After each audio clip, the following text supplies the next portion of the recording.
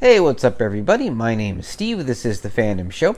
It's another Monday, which means that it's time for another episode of Mondays Suck. Today, we're looking at The Son of the Mask, the 2005 film that is a sequel of sorts to the 1994 film The Mask, starring Jim Carrey. Of course, the original Mask is considered something of a comedy classic. It was part of Carrey's big hat trick in 1994, along with Ace Ventura, Pet Detective, and Dumb and Dumber.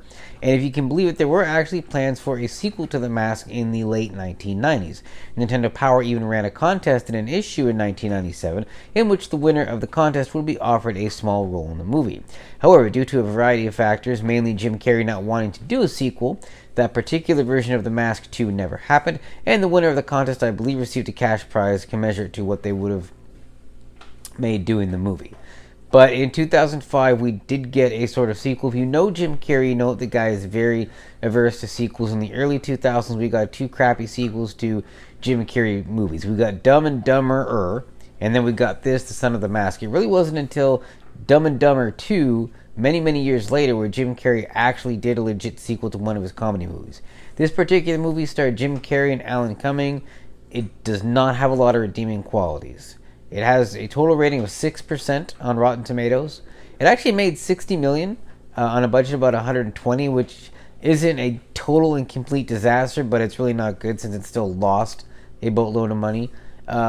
This is one of the few movies that I've never been able to make it all the way through. I sat down to watch it a while ago. It popped up, I think, on one of the streaming services because I'm not going to pay money to see this thing.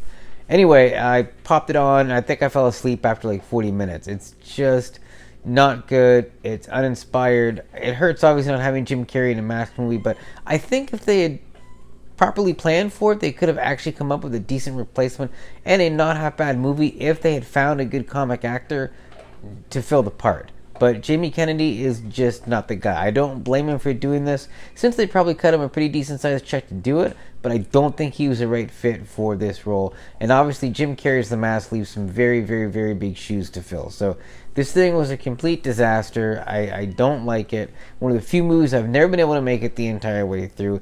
I don't recommend it in any way, shape, or form. Stick to the original Mask. Might be cool one day if they do a remake / reboot, redo of The Mask that doesn't feature Jim Carrey, but is miles ahead of this, because this was just an absolute mess, and I don't even want to go there anymore. So if you get a chance to watch this, don't. It is not worth your time. It is not worth your money. It is not worth much of anything. That's it for today, folks. Thanks so much for watching. I'll be back later with more stuff.